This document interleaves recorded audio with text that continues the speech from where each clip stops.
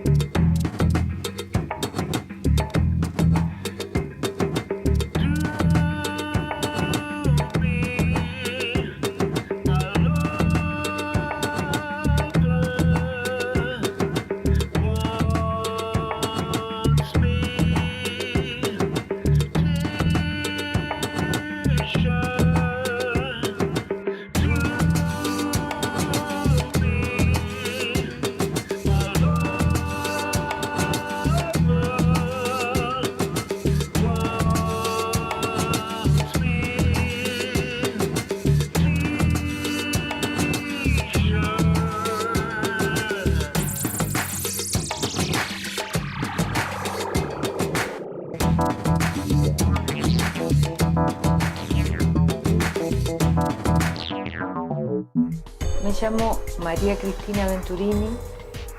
María Cristina Venturini Longo en Chile, ¿no? Se usa el apellido de la madre también.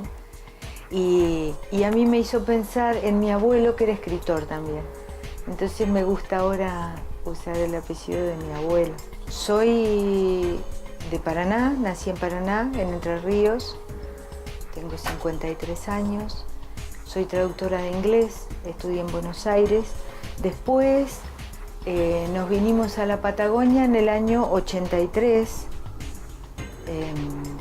Vivimos en los alrededores de Bariloche, en el Parque Nacional Nahuel Huapi. El papá de mis hijos es guardaparque, entonces bueno, tuvimos esa experiencia de vida en la naturaleza que fue muy valiosa para mí. Yo siempre digo que fue como la otra universidad.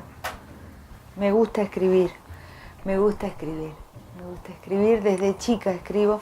Siempre en casa hubo libros, entonces los libros siempre fueron una compañía que uno elegía en los momentos en que necesitaba esa voz, esa palabra, ese mensaje. Me encantan las historias, de hecho leo narrativa también, pero me atrae más la poesía. En casa se decía poesía, mi mamá recitaba, mi abuela recitaba, entonces yo me crié en ese ambiente donde la poesía era cotidiana, era algo familiar y bueno, y es como una respiración que uno va incorporando de alguna manera. Me siento cómoda con la poesía, me pasa eso. Hay libros de relatos, varios de estos son antologías.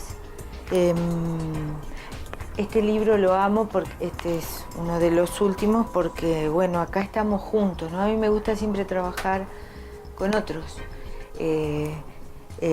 Y acá están mis hijos, entonces yo amo este libro por eso, ¿no? Que además me gusta lo que dice. Eran cuentos que son 4 cuentos para niños o no tan niños. 2 están escritos hace mucho tiempo y los chicos me dijeron: mamá, ¿por qué no haces algo con esos cuentos que tenés? Y a raíz de eso, bueno, les pasé los cuentos a ellos. Mi hijo Francisco dibuja muy bien y se puso a hacer ilustraciones sobre las historias. Entonces apareció el unicornio, después apareció Ricky, el más chiquito, vestido de unicornio para la presentación del libro, y Magdalena es la que me hace la edición de los libros siempre. Por eso yo digo que, bueno, las historias son un principio, pero en realidad el libro es un objeto bello, ¿no? A mí me acompaña este libro, lo amo por eso, porque estoy con ello de alguna manera. Serían 5 libros propios. Después he participado en algunas antologías, en varias antologías. El primer libro donde aparecieron mis poemas, es un libro que fue hecho por un amigo, Lucio Núñez, su secretaria en realidad, tipió los poemas en el año 91, cuando vivimos en Paraná con los chicos un año. Vinieron mis amigos de Bariloche a presentar sus trabajos a Paraná. Uno elige venir a vivir es decir, por supuesto, te asimilás con la gente que vivió siempre acá, que nació acá, pero la Patagonia tiene una fascinación y hace que uno elija un modo de vida. En los lugares de calor, la poesía por ahí se comparte de otra manera, ¿no? Un poco más al aire libre, a la noche, en otros espacios. Pero acá tiene como esta cosa de intimidad, de compartir con amigos, te juntás a leer.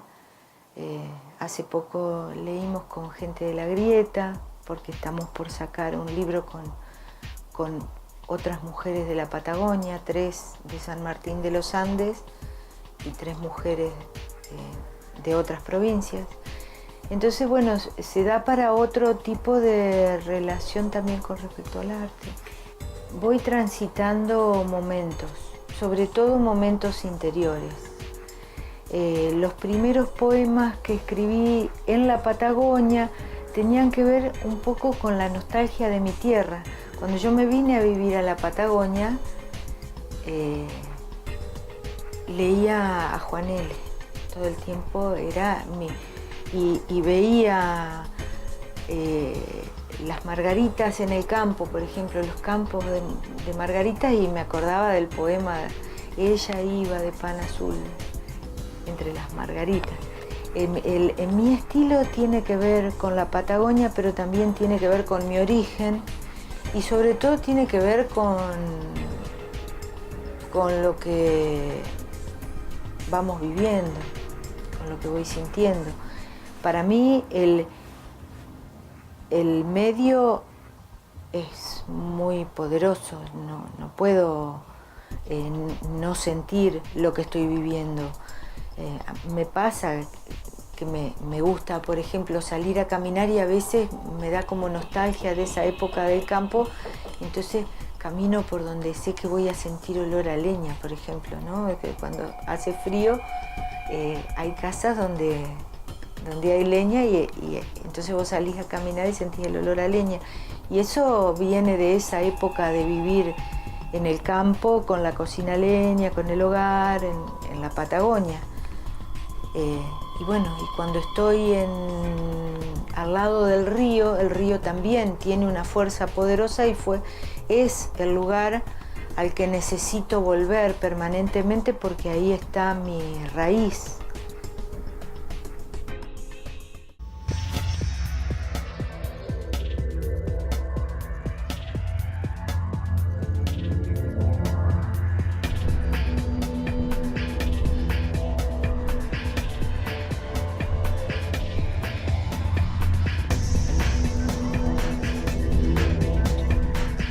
Yo soy Daniel Aguirre, el negro, y desde hace aproximadamente 20 y pico de años más o menos, mi oficio, mi trabajo es hacer títeres, es ser titiritero.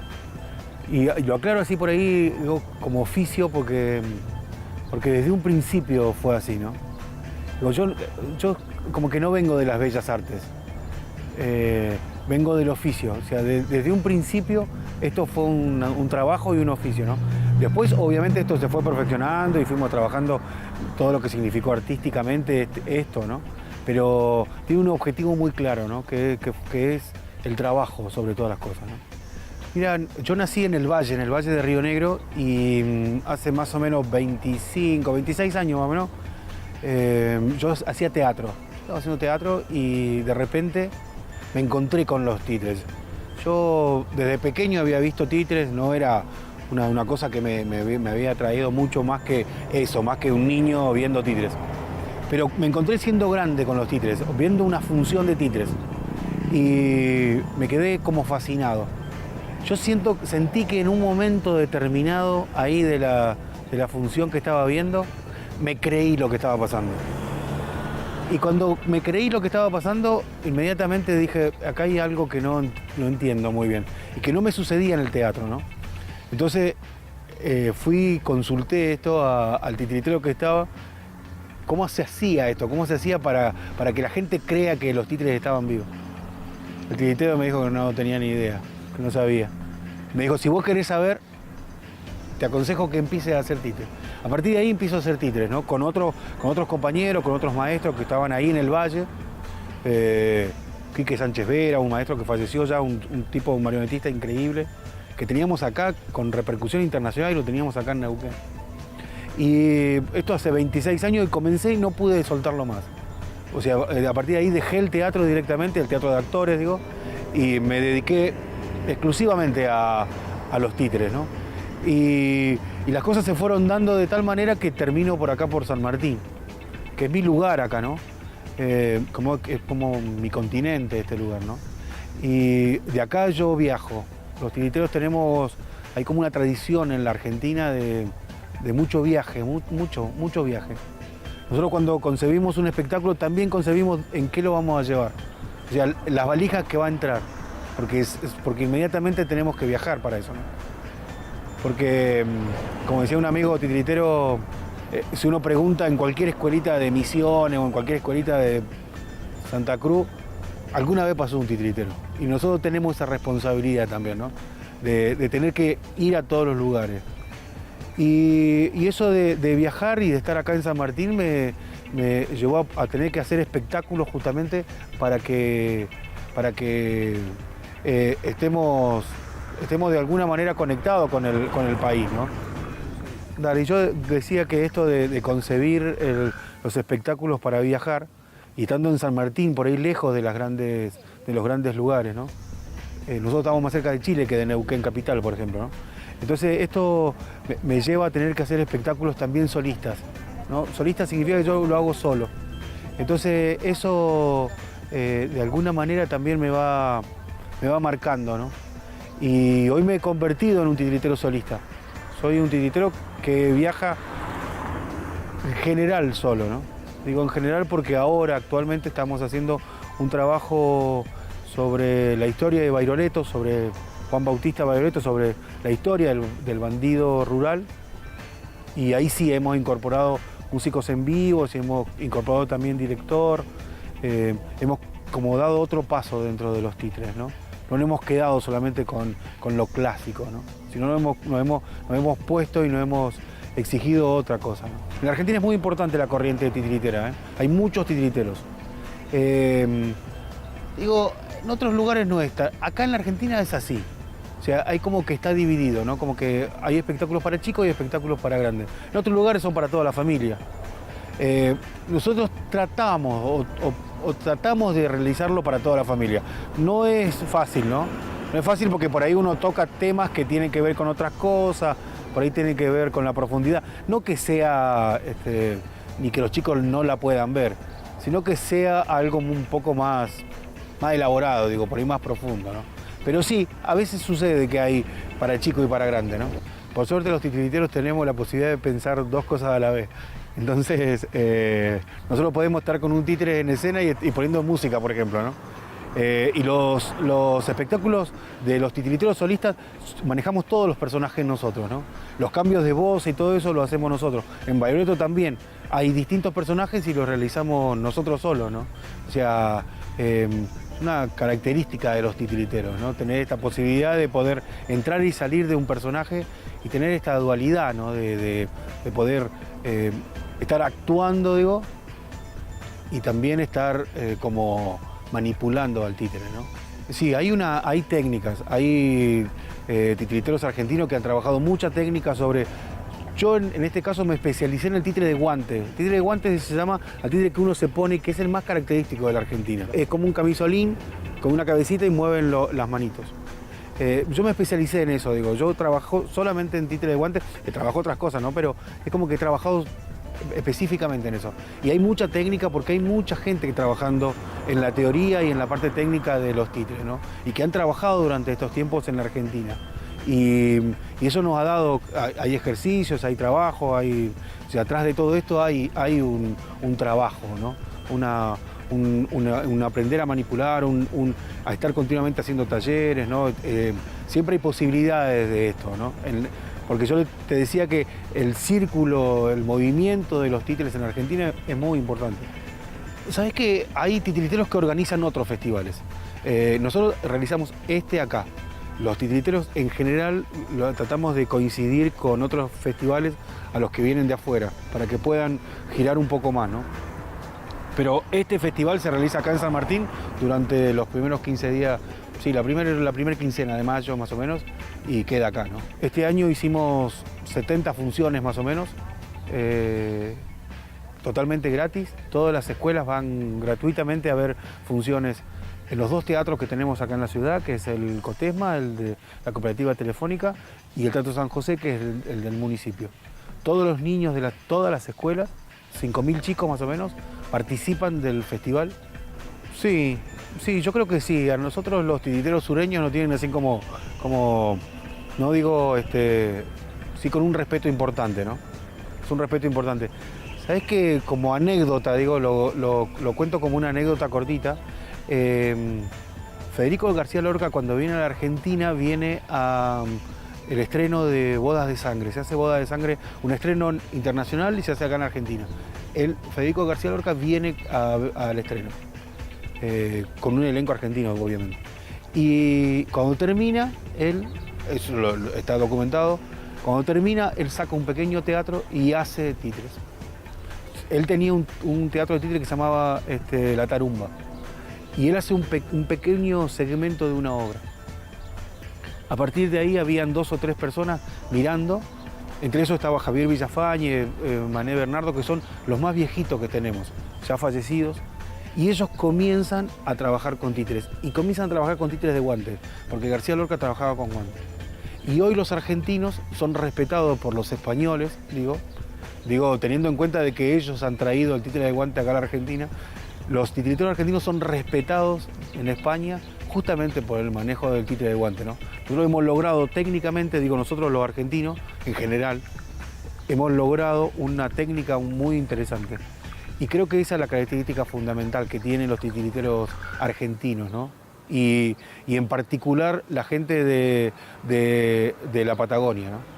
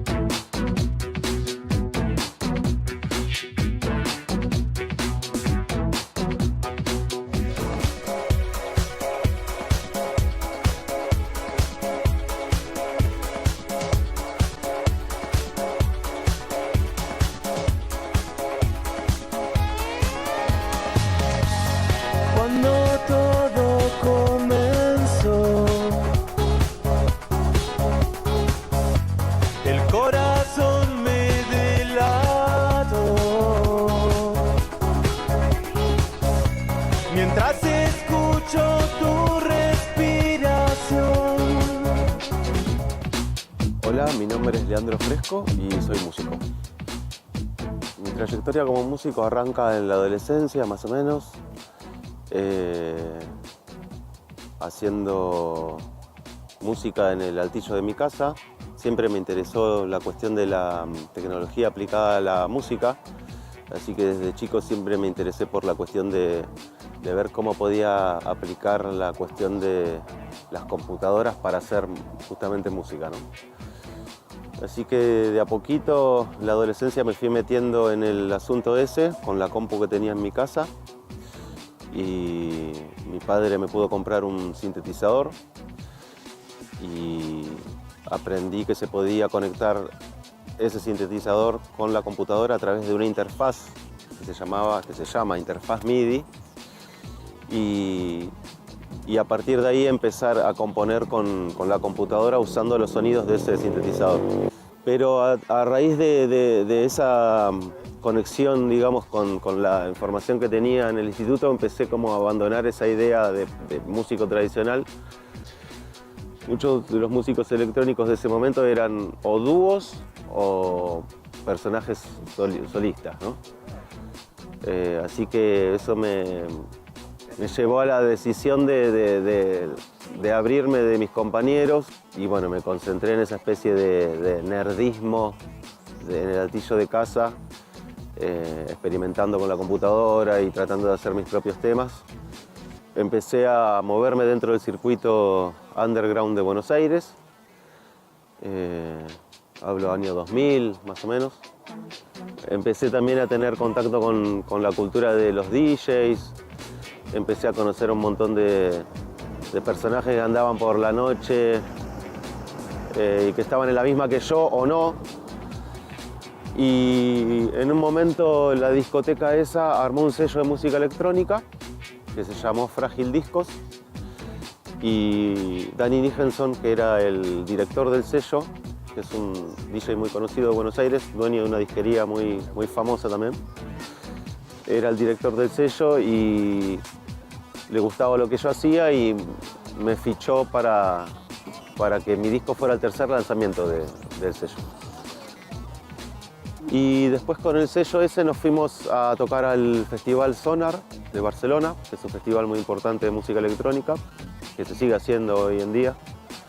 Y fuimos un pelotón de pibes a presentarnos como embajadores del sello este, que era como una rareza para los europeos, ¿no?